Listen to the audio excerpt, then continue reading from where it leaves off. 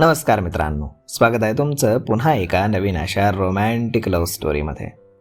तर मग चला सुरुवात करूयात आजच्या या भागाला. ग्रीशा आईस्क्रीम खात खात देवची वाट पाहत होती आणि अक्षरशः तो 10 मिनिटातच मॉलमध्ये आला. त्याला पाहून ग्रीशा खूपच खुश झाली आणि तिनं पळत जाऊन त्याला मिठी मारली. त्यानं तिला कडेवरती उचलून घेतलं आणि जिथे गाथा होती तिथे आला. काय झालं? गाथाचा थोडासा रागीट चेहरा पाहत तो बोलला. विचारा लाडक्या लेकीला, ती नाक मुरडत बोलली आणि देव हसला. Baby girl, what happen? माऊ मला शॉपिंग करू देत नाही, ग्रीशा ओठ बाहेर काढून बोलली आणि देवने गाथाकडे पाहिलं. 3 तास झाले ती काहीच घेत नाहीये, गाथा बोलली. ॲक्च्युली गाथाला पसंत पडलेलं ग्रीशाला आवडत नाहीये आणि ग्रीशाला आवडलेलं गाथाला आवडत नाहीये, आशू बोलली.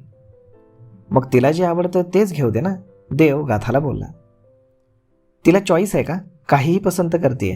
रोज वापरासाठी इतके महागडे ड्रेस कशाला? उगाच पैसे वेस्ट, गाथा बोलली. तुझ्या आवडीचं घेऊ आपण, पण तिनं नाही घातलं तरी पैसे वेस्ट होणारच ना, देव बोलला. म्हणून तिला आता अजिबात काही घेऊन देणार नाही मी, गाथा ग्रीशाकडे पाहत बोलली.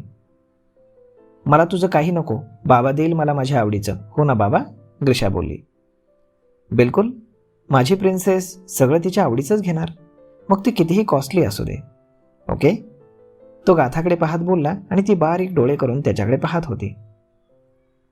बेबी गर्ल, मला सांग तुला काय घ्यायचंय, देव ग्रीशाच्या गालावर किस करत बोलला.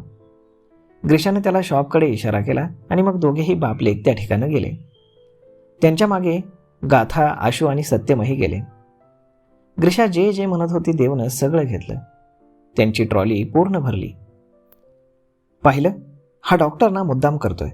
मला नेहमी म्हणायचा की फालतू खर्च करतेस आणि आता स्वतःची मुलगी एवढूशीच आहे, एवढा खर्च करतेय पण अजिबात काही बोलत नाही, गाथा ग्रीशा आणि त्याच्याकडे बारीक डोळे करून पाहत बोलली आणि आशूला तिच्या बोलण्याचं हसू आलं. ग्रीशा, लवकर आवर, वेळ होतोय, उभं राहून पाय दुखायला लागलेत, गाथा वैतागत बोलली. बेबी गर्ल, अजून काही हवंय का तुला, देव बोलला. येस, टॉईज, ती दात काढत बोलली. नो, आधीच सगळं घर भरले त्या टॉईजनं, दुसरे कुठे ठेवायचे, गाथा बोलली. बाबाचं घर ना फार मोठं आहे, मी तिथे ठेवेन, हो ना रे बाबा, ग्रीशा बोलली. वाय नॉट, देव खुश होत बोलला. गाथाने आश्चर्यानं भुवयाच उंचावल्या. अखेर ग्रीशाच्या मनासारखं शॉपिंग झालं आणि बिल द्यायची वेळ आली. त्या दुकानदारानं सगळं टोटल केलं तर 27,000चं शॉपिंग झालं होतं. एवढं बिल? गाथा आश्चर्यानं त्याच्याकडे पाहत बोलली. पिद्दीशी पोरगी आणि एवढे महाग कपडे, आशू हसत बोलली. मॅम, तुमच्या मुलीची चॉईस फार युनिक आहे, सगळे क्लॉथ ब्रँडेड आणि न्यू अरायवल्स आहेत. देवनं त्याचं क्रेडिट कार्ड बाहेर काढलं आणि त्या मुलाला दिलं. शॉपिंग करून मग सगळे घरी आले. गाथा, आशू आणि देव यांच्या सगळ्यांजवळ खूप साऱ्या शॉपिंग बॅग्स होत्या.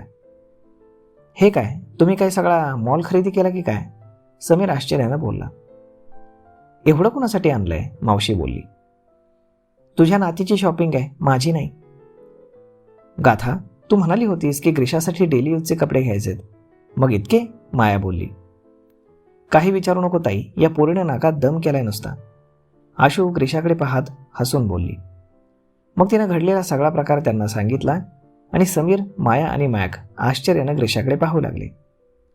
आता सगळे रागावतील म्हणून ती देवच्या गळ्याला अगदी क्यूट फेस करून चिटकून बसली होती. कुणीही माझ्या प्रिन्सेसला रागावणार नाही, ओके, देव बोलला. गाथा पण लहानपणी अशीच होती, तिला अजिबात बाबांच्या पसंतीचं काही आवडायचं नाही, माया हसत बोलली. खरंच, पैसे उधळण्याच्या बाबतीत ग्रीशा गाथावरच गेली, समीर हसत बोलला. ग्रीशा तिचा एक एक ड्रेस ट्राय करून सगळ्यांना दाखवत होती आणि मी कशी दिसतेय असं विचारत होती. ती वेगवेगळ्या पोज देत होती, गोल गोल फिरत होती. सगळे हसत तिचं कौतुक करत होते आणि ती खूपच खुश होत खळखळून हसत होती. ते पाहून गाथालाही हसू येत होतं. आपली मुलगी अगदी आपली झेरॉक्स कॉपी आहे याचा तिला आनंदच होता. मग काही दिवस असेच गेले. गाथाच्या कंपनीत आता सगळं सुरळीतपणे चालू होतं. कंपनीमध्ये बऱ्याच नवीन आणि अनुभवी लोकांचीही भरती करण्यात आली होती, त्यामुळे आता गाथा आणि समीरवरती जास्त लोड नव्हता. या दरम्यान त्याची आणि अक्षयची भेटसुद्धा झाली आणि अक्षयकडनं कळालं की देव त्याच्याच आडून गाथाची मदत करतोय. त्यानंच गाथाचे सगळे फायनान्शियल प्रॉब्लेम्स सॉल्व्ह केलेत. गाथा, मी आता परत जाऊ म्हणतोय, मॅक बोलला. का? तू थांबणार होतास ना? तुला कोणी काही बोललं का? गाथा बोलली. नो नो नो, मला कोणी काही बोललं नाही. मी इथे तुझी मदत करायला आलो होतो. इथे आता सगळं ठीक आहे, त्यामुळे माझी काही गरज नाही. पण तिकडे बरीच कामं पेंडिंग आहेत. सो तू आलास आणि कामात बिझी झालास, तुला फिरताही आलं नाही, माया बोलली. नेक्स्ट टाईम मुंबई दर्शन नक्की करेन. बिझनेसमुळे आता इथे येणं जाणं नेहमीच राहील, मॅक बोलला. एक काम करूयात, उद्या संडे आहे, आपण उद्या मस्त डिनर प्लॅन करू आणि अक्षयला पण बोलावू, माया बोलली. मॅक, उद्या आपण मुंबई देखील फिरू, गाथा बोलली. गुड आयडिया, समीर बोलला. चालेल, मग मी परवाचं तिकीट बुक करतो, मॅक बोलला आणि मग सगळ्यांनी त्याला होकार दिला. दुसऱ्या दिवशी सकाळीच गाथा आणि मॅक मुंबई दर्शनाला निघाले. देव, तू पण चल ना आमच्यासोबत, मॅक बोलला. तुम्ही एन्जॉय करा, मी डिनरसाठी मावशीची मदत करतो, देव बोलला. Are you sure? मॅक बोलला. येस, 100%, देव हसत बोलला.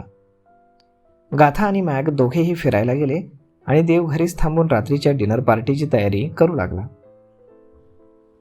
इकडे दुपार झाली होती. गाथा आणि मॅक लंचसाठी एका रेस्टॉरंटमध्ये आले. गाथानं त्याच्या आवडीचं फूड ऑर्डर केलं आणि दोघेही लंच एन्जॉय करत बोलत होते. गाथा, आता पुढे हे काय करायचं ठरवलंयस? मला बाबांची कंपनी देशात टॉप पोझिशनवर न्यायची आहे. तुझ्या हुशारीनं आणि मेहनतीनं ते होईलच. मी देवबद्दल बोलतोय. मॅकनं विषय छेडला, त्यावर गाथा काहीच बोलली नाही. गाथा, देव खूप चांगला आहे. तुझ्यासाठी तो त्याचं घर, त्याचं काम सोडून तुझ्यासोबत राहतोय. झालेल्या गोष्टी बदलता येत नाहीत, पण त्या बाजूला ठेवून एक नवीन सुरुवात नक्कीच करता येते. Accept him. He is very honest and loyal man. मला यावर काही बोलायचं नाही मॅक. माझ्या आयुष्यात जे काही प्रॉब्लेम्स आलेत ते केवळ त्या व्यक्तीमुळे. नो गाथा, तुझ्या लाईफमध्ये जे काही प्रॉब्लेम्स आलेत ते दुसऱ्या लोकांमुळे, देवमुळे नाही. त्याची एक चूक तू सगळ्या गोष्टींना जबाबदार मानू नकोस. जे काही झालं त्यात त्याचंही नुकसान झालंय. त्याचं खरं प्रेम आहे तुझ्यावर आणि म्हणून तर इतके दिवस तू तुझी वाट पाहत थांबला होता. त्याचं तुझ्यावर प्रेम नसतं तर तो कधीच सेटल झाला असता. तुझ्या लाईफमध्ये सगळी नाती आहेत, त्याच्याकडे कुणी नाही. त्याला अजून एकटं पाडू नकोस. मला माहीत आहे तुझंही त्याच्यावर खूप प्रेम आहे, पण त्या एका गोष्टीमुळे तू त्याला नाकारतेस. मॅक मैत्रीच्या नात्यानं तिला समजावत होता आणि गाथाच्या डोळ्यात पाणी आलं. खरं प्रेम नशिबानं मिळतं गाथा. देवला एकदा माफ कर, मग पहा तुझं आयुष्य किती सोपं आणि आनंदी होतं ते. तो तिचा हात हातात घेऊन बोलला. अजून एक गोष्ट तुला सांगायची राहिली. तुझे फायनान्शियल प्रॉब्लेम्स अक्षयने नाही, देवनं सोडवलेत. अक्षयच्या आड देवच तुझी मदत करतोय. मॅक असं म्हणताच गाथा शॉक झाली. मला कसं माहीत हाच प्रश्न पडला ना तुला? मी जेव्हा अक्षयला भेटलो तेव्हाच त्यानं मला सांगितलं. का सांगितलं हे तू समजू शकतेस. आमचा कोणाचाही उद्देश नाही की तू आमच्या बोलण्याच्या दबावात येऊन कुठलाही निर्णय घ्यावास. पण जरा त्याच्याकडे त्याच्यावरचा राग बाजूला ठेवून पहा. तो तुझ्यासाठी जे काही करतोय ते तुझ्यावरच्या प्रेमाखातर करतोय, ग्रीशासाठी करतोय. तुम्ही त्याच्या आयुष्यामध्ये स्वखुशीने यावं म्हणून करतोय, बाकी त्याचा कुठलाच हेतू नाही. मॅक बोलत होता आणि गाथा त्याच्याकडे पाहत होती. मला खात्री आहे नेक्स्ट टाईम मी जेव्हा इंडियामध्ये येईल तेव्हा तुम्ही दोघे सोबत असाल, तो हसत बोलला. तर मग मित्रांनो, काय वाटतं तुम्हाला? खरंच गाथा देवला ॲक्सेप्ट करेल का? पाहूयात पुढच्या भागात. तोपर्यंत तुम्हाला आजचा हा भाग, ही लव्ह स्टोरी कशी वाटली हे तुम्ही आम्हाला कमेंट करून नक्कीच सांगा. आणि जर आवडली असेल तर आपल्या जवळच्या मित्रमंडळींसोबत देखील हा व्हिडिओ तुम्ही शेअर करायला विसरू नका. धन्यवाद.